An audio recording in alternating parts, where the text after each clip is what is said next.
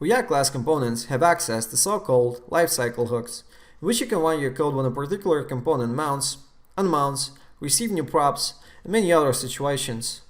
Let's take a look into a method called componentDidMount.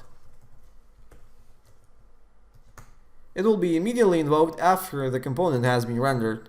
What we do inside this method is completely up to us, but for now let's create an additional array with the name of series, which will hold only 2 elements for now, and the first one will be, let's say, Vikings. The second one will be Game of Thrones.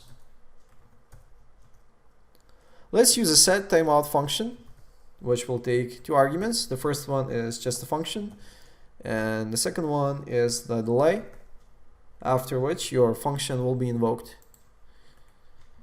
Inside the function, let's use setState method, which will take an object as its first argument. So what setState does, it tells React that this component and its children need to be re-rendered with the updated state.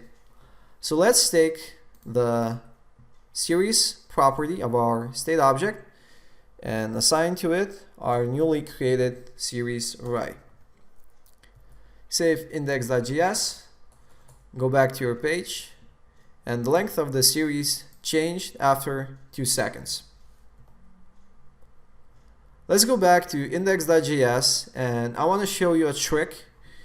So inside your object, if you're using the same names of your property, you can actually delete this bit of code, and this will just take the series property and assign our newly created series array to it. So save index.js, go back to your page, refresh it, and the length of the series should be 2 after 2 seconds.